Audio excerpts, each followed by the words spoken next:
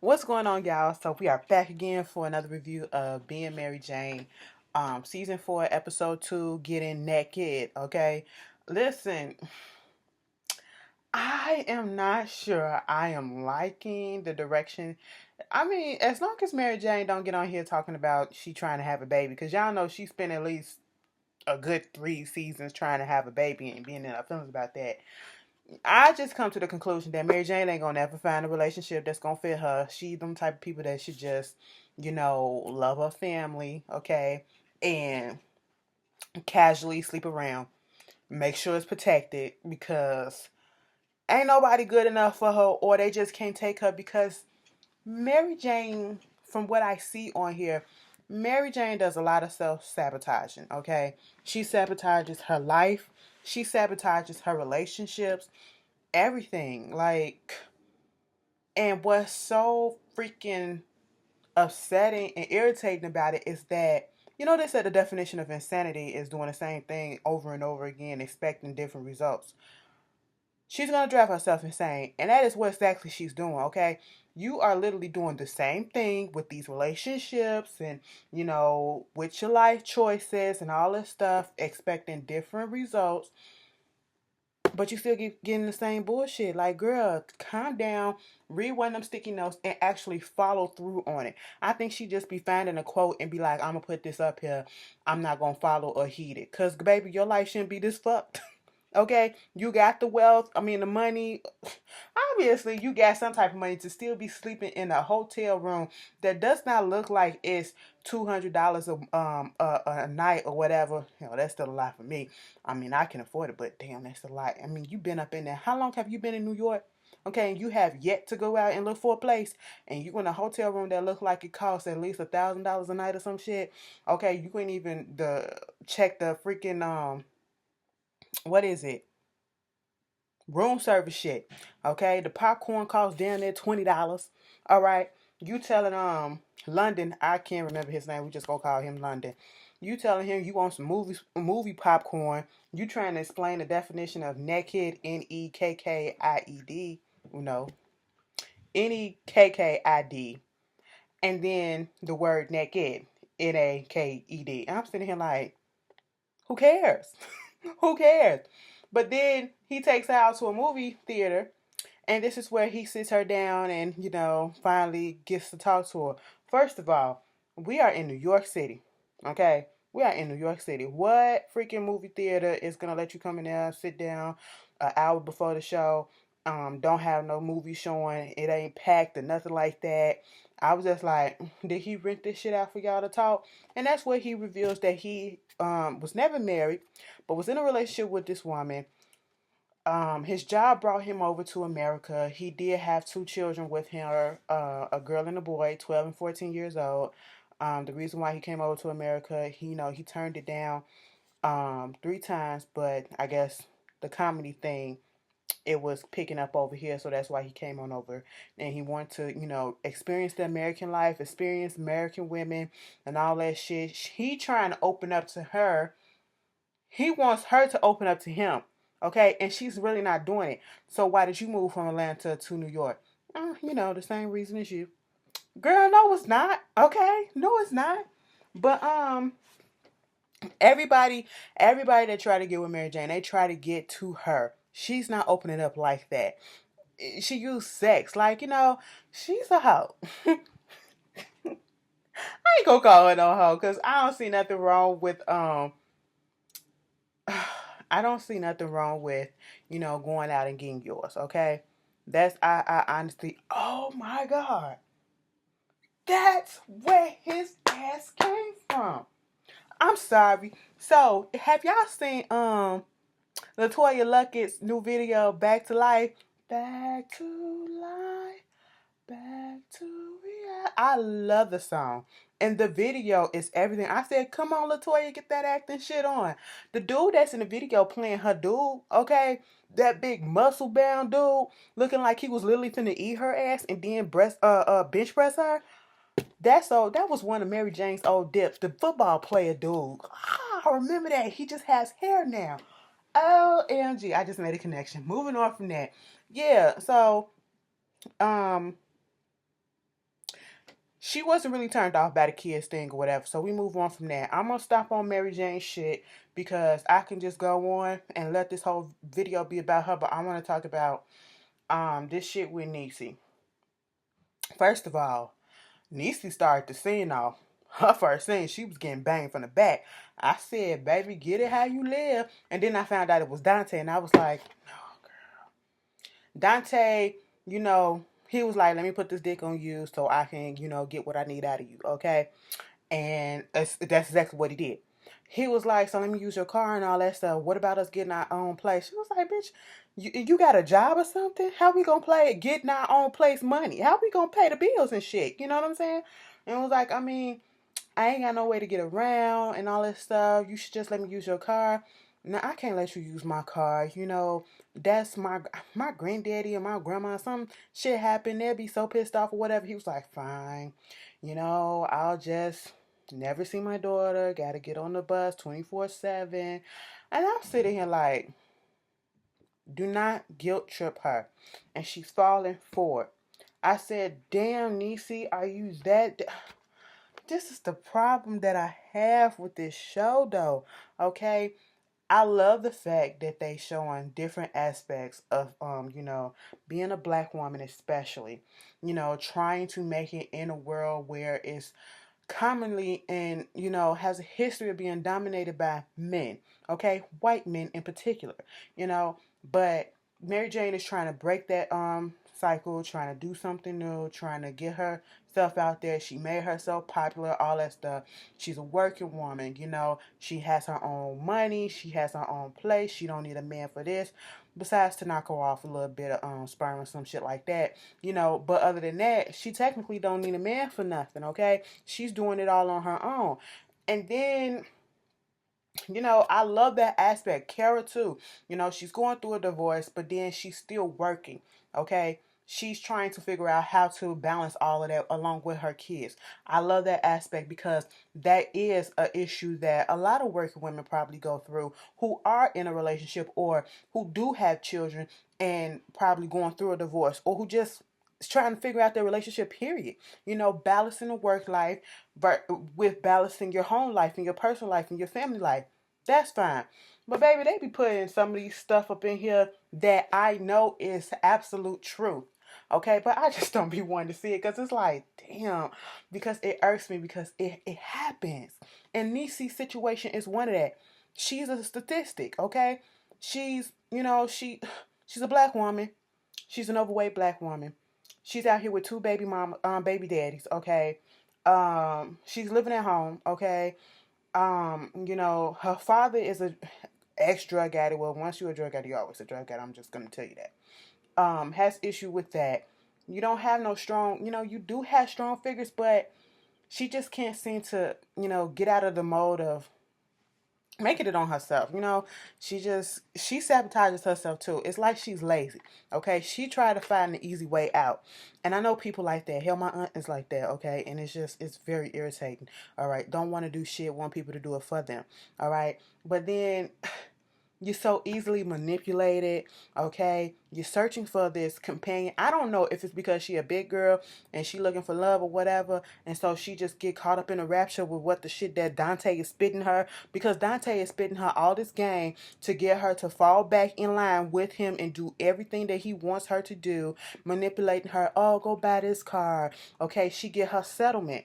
And it's a little bit less than what she thought it would be because they took out the lawyer fees and all that stuff, and it's $150,000. At first, she said she wanted to put that in a trust for her son. Okay, Dante is in the damn office with her talking about some, telling him what we discussed. How much of that can I get in cash right now? I said, ain't this about a bitch? Where they go to the car lot? Wasn't nothing wrong with going to get your own car because that is something that you really probably do need. And to get around, she got two kids, so I would suspect she would do something like that. But she had a budget, which I thought was okay, $13,000 to get a car, whatever. The guy showed her a nice car, whatever. And was it a used car, whatever? He was saying that it was 10 airbags and all that stuff. She was asking all the right questions. But Dante goes sees this red car that's $40,000, and then when you put all the sales tax and everything together, it's gonna come out to $45,000. I said, Niecy, don't. Niecy went on ahead and got it, all to please this boy. And when the little Travion sitting on the step, Daddy come home like, where you been? Okay, Dante gave me this car. We was out going to see the cars and all that stuff. Here come Niecy. Daddy trying to tell her, don't fall back in line with Dante. I didn't know you was seeing that motherfucker. I didn't know he was back in the picture. He was like, I mean, we was talking for the past few weeks. He been stepping up. He loves his daughter as well as Travion. He don't care and all this stuff. And I'm like, that's because he wants your money. And that's what the daddy said. It's awfully convenient that he comes back when you get in this settlement. Don't give him no money.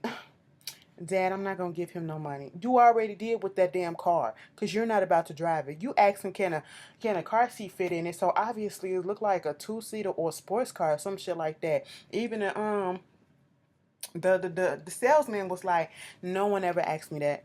So I don't know, but we can try. I'm like, oh my God. And it irks me. Her storyline irks me so much because I've seen this shit happen, and I know stuff like this happen. And that's why I still like the show, because this is some real shit. Like, god damn. Y'all be falling for the same bullshit. And Mary Jane, let's get back on your ass, okay? Because you just dumb. Kara said, you should have listened to Kara, okay? Kara be doing the most sometimes. She be extra hype. She be more hype than Mary Jane about shit. She's Mary Jane's hype woman, okay? She's a good friend, I will say. She do be having Mary Jane back. But bitch, you should have listened to her in this instant. I'm have to be 100% honest. Kara said, bitch, okay, play that hoe, all right? We trying to get you into the top spot. We want you to take Rhonda's spot, okay? Don't get up in there trying to get goody-goody with her and then want to be besties and shit. Now, the end game is that we want that spot. Girl, Mary Jane got up in there and fell into the trap of, this episode should have been called fucking manipulation, because everybody was getting manipulated. Niecy got manipulated by Dante, and Mary Jane got manipulated the hell by Rhonda. I said, look at Rhonda working that shit. You better do that shit, Big DD. You bet, Big DD. Big DD, I had to give her props because I said, this bitch is smooth with it. And everybody is shook by her. I said, well, damn, does Rhonda work for the mob? Or let me ask, is she the head of the black mob? God damn, the mob of newscasters. Is she the head of this shit? Because I want to know, how can I be down? Because I need to learn from you. Because I need to make my way up in this shit too. Because, baby, Mary Jane came up in there. Well, she was doing this and she trying to mentor me and all this stuff. I said, girl, she playing you. She playing you. Rhonda come and ask her to come see her because Gary telling her that she's going to give this speech or whatever at this award show, this award gala or whatever, and was like, I thought Rhonda usually do it. No, she's not going to do it tonight because she's actually receiving the award. Rhonda calls her in there to talk about stuff and saying that, I'm the one that told you to put you on this and I wanted you to be there, showing her all, back in the day, she put out this same line to grab her in. Because, Mary Jane is about women empowerment, okay? Especially black women breaking the ceiling and shit, getting in places where, we never really went before. Okay. So Rhonda hit her with this, I used to be the one back in the day, the only black person up in this office, in this whole entire building. Nothing really changed, but, made a little progress. You get what I'm saying? I said, goddamn, she done got it right there. She threw her that line, and that's all she... Hook, line, sink. I said, Mary Jane was sitting there like this. Let me take some notes. Goddamn, she's taking mental notes. Like, I said, Mary Jane, come on up out this bullshit, girl. Open up your eyes, okay? Not just your eyes. Everything. All three of them, bitch. I'm just sitting here like, goddamn, Mary Jane. So, at one point, she started talking about her charity. Her charity is this school for girls or whatever, and this foundation, I guess, that's bigger than Oprah's little thing that's over there in Africa for Kenya and all this stuff. And, she giving her, showing her the clothes to wear and to the gala and all this. And then she's telling her about, Corey. Corey is the head of her, who runs her foundation and things of that such. And, you should meet him, and he does this and he does that, my day to day with the foundation.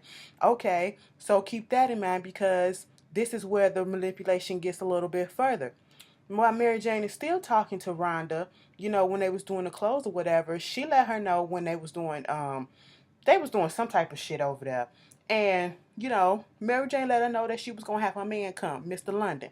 Oh, what does he do? He's a comedian. Oh, dang, you can get paid for that? Now, she was making her second guess bringing him, because she told him about it and said, yeah, you can come and bring me in and all this stuff. She was going to bring Mr. London, but Rhonda got in that head and was like, you know, um, I'm gonna sit you at my table. Corey gonna be there. Okay, you can sit there with me and my husband. Corey gonna be there. Is your London dude, Mr. Comedian, gonna be okay with that?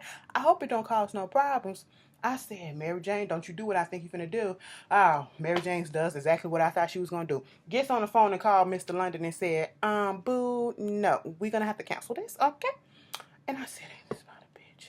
Self-sabotaging your own relationships, okay? Because you want love, but she has tunnel vision on her own career and stuff that benefits her in her career. All right. So they get to the damn thing, and Corey, no, they was interviewing Corey. Corey is old boy that played the gay dude off of Single Ladies. And I think he's heterosexual in real life, but to see him play an actual heterosexual character, I don't know. It just seems weird to me. It really seems a little awkward, a little weird for some reason. Don't blame me. I know some of y'all. It just felt like he was trying to. It just didn't come off authentic. That's what it was. So they at the gala. Okay. Rhonda introduces her to the family, husband, daughters, all that stuff. We introduce again to Corey. Um, Rhonda gets up there, say her speech. Rhonda up there talking to Mary Jane. They kicking it like good girlfriends. Kara's looking like, bitch, what the fuck are you doing? You know what? I don't have time for this. I'm going home. I gotta help my kids with their homework and all this shit. You do you while you up here sucking up this bitch ass, okay? They up there talking about some, I'm looking at this room with a whole bunch of millions of dollars and all this shit. She was like, girl, I know, I was thinking about it too. But hey, it is what it is. Next thing you know, after the gala is over with, they the last two there, and Rhonda is telling her all about how the one person that I wanted to thank, I forgot, was Steve Padini or some shit like that. Who was that? Dude that was a producer when I first came into the business, the first and the last time I got fired. He thought that he knew everything, wanted to blame everything on me and all that shit. So screw you, bitch. I'm a multimillionaire, and you selling furniture at wherever you selling furniture at. Apparently, Mary Jane, this is another way. This like the third or fourth time that she got her to open up and give her all her shit. I said, damn, Rhonda, you're good. You're good, bitch. Because Mary Jane just fell for it and went right into her trash. She was like, no, who is yours? She was like, I got one. She said, Justin Talbot. Who was he? He's the one that literally got me fired. Came in thinking it was one thing and got me fired from my last job. I said,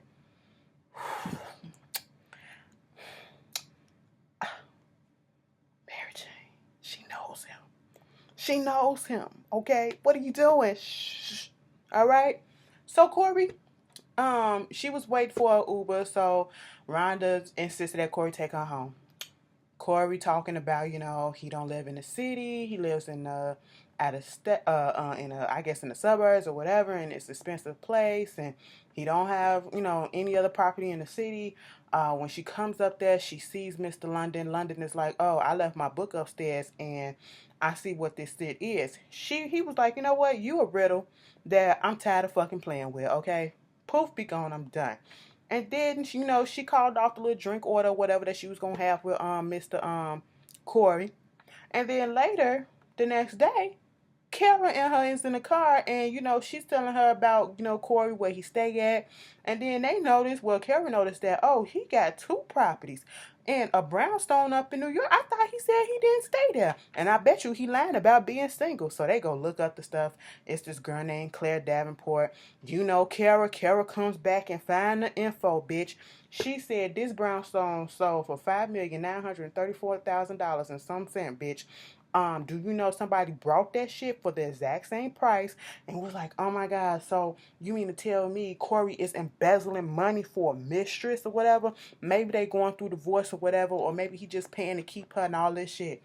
They find the girl, she's this white model type bitch, okay? Instagram thought looking motherfucker. Mary Jane being Mary Jane, she gonna go to the get to the bottom of it right then and now. So they go down to the damn brownstone, and right in front of the brownstone, who they see getting out the car? They just so happen to see this girl getting out the car, and then they see not Corey but Ellison, who is Rhonda's husband. And I said, bitch, Rhonda knew about this shit already. You couldn't tell me no difference, all right? And this is how I knew that Rhonda knew. Because, she was they was doing a segment on her charity. But now that you found out that, oh, the husband is embezzling money to pay for a bitch, on the side. You can't do it, It's going to make her look bad because she make her look like, the charity ain't to the up and up. Girl, she going in and tell Rhonda. Carol's like, bitch, I told you not to tell that hoe. Rhonda is putting on her grade A acting skill. 31 years. 31 years. I had a feeling that it was another woman, but I just didn't suspect this. Like, we told and vowed that we were going to take and say everything to each other. We were not going to keep anything from each other. But this, thank you so much, Mary Jane. You know what? I don't care if you have to run a story. You have to run it. Go ahead and do it because this is your job. Okay? This is your job. And I said, Mary Jane, you should have caught on right then and there. She did let a tear fall, but it didn't all the way fall. It stopped right here in her mascara and foundation, bitch. That's where it stopped. Okay? And I said, Mary Jane, no. No, no, no. You need to stop right here because this girl has got you. She got you. Right when she said, go ahead and do the story. Mary Jane goes to get dressed. Rhonda is out there doing her shit. They try and tell Gary, we gotta, cut this segment about the charity because we found out some shit. Before they can even say cut and swipe the check, bitch, Rhonda then took over and said, before we go off the air, I found out some information that's kind of, hard to take. And I apologize to my colleagues, to my family, but I just found out, someone in my organization was embezzling money. I apologize, I'm going to step down because of this. And, you know, don't lose faith, okay? The charity is still on the up and up. I took care of the bad apple and it's all to the good. And I said, bitch, Carol was like, you told her, didn't you? She just got ahead of the story so she won't look bad. She is control. I said this bitch been in the game too long to not know the dirty tricks. That's why Rhonda knew what she was doing, bitch. Because when she got off of air, when she go into her office, you see all the co-workers coming in there trying to be like, oh my God, are you okay? Here she go. I said, Rhonda, eat that shit up, bitch. Okay? Next thing you know, the next day, Mary Jane come on set. She see Michael Ealy character. Michael Ealy is who? Justin Talbot. I said, she done brought the bitch in and fired your ass, got your ass fired. That's what happens when you open up your mouth to people. This is the exact reason why no one knows my business. I get on here and I talk shit. I talk shit to other people, but no one knows a damn thing about me. You would never do that, boo, okay? Not no fucking stranger that I just met. All right, we gotta have some time in the game before I start opening up and telling you some shit, bitch. All right? I said Mary Jane. He said what? She said, what you doing up here? Well, when Rhonda Sales call, I come running. That's what you do up in this thing.